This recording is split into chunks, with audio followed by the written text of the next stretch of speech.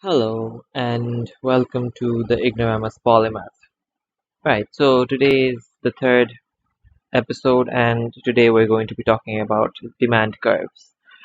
So, something that we need to understand before we even get into the idea of demand curves is to understand what exactly we mean by demand itself. So, if you remember what we discussed in the first episode, which was on understanding the basic economic problem, you will remember that I mentioned that people have infinite wants and that infinite wants can be described as demand. While that is true, and you will realize that demand is the exact word for that, and it is used in economics like that, but this demand that we are going to talk about in the demand curve, this has a different meaning and it actually has a different word for it. It's called effective demand. So, what are the characteristics of effective demand, you might ask? The particular characteristics of effective demand and the characteristics that makes it different from demand itself is, well, the ability to pay for particular products or goods and services and at the current market price. So the difference between demand, which we talked about in the first episode, and effective demand, which we are going to talk about now, is that while demand only means that you are willing to buy something, effective demand means that not only are you willing to buy it, but you have the ability to buy it at the current market price. So that's the effective demand for you, and that is what we are going to mean when we refer to demand in most cases, actually, in all cases, in all of our subsequent episodes. Because in the end, it is all about demand and supply and balancing them, at least in the next few episodes. So let's talk about this, right? Let's talk about the curve in itself.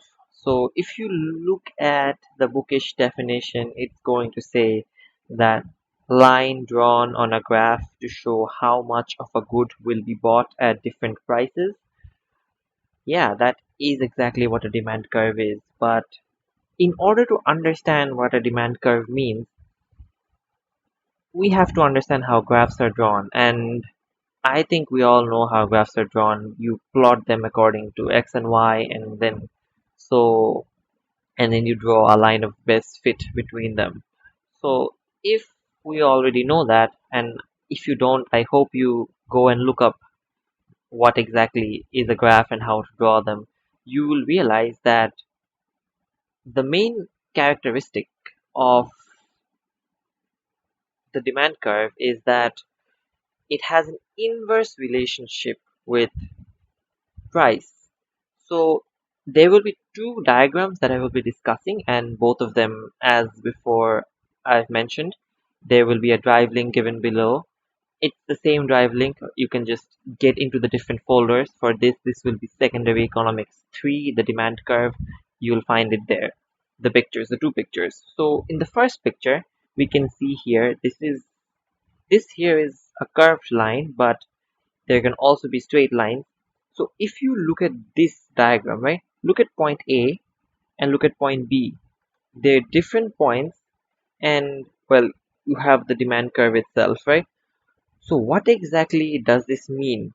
It means that if you look at the numbers, you see that when the price is $2, you'll see that the quantity of boards per annum that is demanded is at 20 million units. But if you take it a step further and you notice what happens when you reduce the price by $1, you see that the demand increases by 20 units, which means now it is 40 units. And if you reduce that by zero point 0.5, if you take that to $0.5, you will see that now it is somewhere between, I think that's 70 million units. So what is something that we can derive out of this? We can understand that as the price decreases, the demand for something increases. In this case, effective demand, mind you. And as price increases, demand decreases, because you can see that when price is $0.2, that's 140 million units, and as the price keeps increasing, demand keeps decreasing. So what we can conclude is that price and demand have inverse relationship. So this can be represented in many ways, such as the curve in itself, and the particular relationship between price and demand can also be showed in something called a demand schedule. So that is like basically a table, and in table you have like the demand and the price at one particular point and then another point. So I'll also give a picture for that as well, the demand schedule, just for you so you can understand. And okay, so I guess that's three pictures then. And then you have something. There are two things that can happen in a demand curve, right? And there are two ways that you can understand the current situation of the market using a demand curve. It is by understanding that there can be movement along the demand curve and there can be shifts in the demand curve. So what are the differences between these two, right? So let's talk about demand curve movement, right? So this means, okay, so in order to understand movement along the demand curve, you have to understand the law of demand, which I've already explained to you. But it basically goes that if price falls, demand rises, and if price rises, then demand falls. It's as simple as that. That is the law of demand. And you see it in a lot of places. So in this case, demand rises and falls in the same line of demand curve. That's what you have to understand when it comes to movement along the demand curve. It means that it's the same demand curve. That means, as you can see in the first one where I talk about the demand curve, that's one curve, that's one line, and the movement that occurs is within the same line but at different points. So it could be from A to B or B to A or some other point, right? So that's what we mean by movement along the demand curve. And there is something else that can happen with the demand curve, that is the shift in demand curve. So that you can see in the third diagram, which you can find in the drive. So that is, here you can see quantity of holidays, and there is a movement towards the right, that is a shift towards the right or a shift towards the left. So when does a shift occur, right? So when does a movement occur? And I've mentioned that the law of demand exists, right? So that if price falls, demand rises, and if price rises, demand falls. So here, the main thing that changes here is price. So when it comes to shifts in the demand curve, you have to understand that that occurs when you have any non-price factor changing and price remaining constant. So it means there are many factors. I will discuss that in the second, not in the second, in the next episode.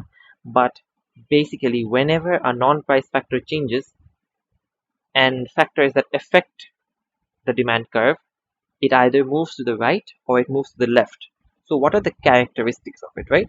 So if the shift occurs to the right, it means that the demand of that particular good or service has increased. And if it shifts to the left, it means that the quantity demanded for that particular good or service has decreased. But what do we really understand by this? So if you look at what this means, it means that if quantity demanded increases, which means it shifts to the right, it means that at every given price, the quantity demanded increases. So if you look at the first diagram here, right, and let's say, for example, this diagram, this curve happens to move to the right because of some particular non-price factor changing. It means that before, at $2, we used to be able to, the market demanded 20 million units of boards. But if now the demand curve shifts to the right, it means that, say, now maybe at the same price, you have 40 million units of boards being demanded. So that's what it means that demand increases. It means that at the same price, more people are willing to buy it and have the ability to pay for it because something or some particular thing, non-price factor has changed in the society or in market. So, and if it shifts to the left, it means that quantity demanded will fall at every given price. This simply means that people are less willing to buy it and also have the less ability to buy it.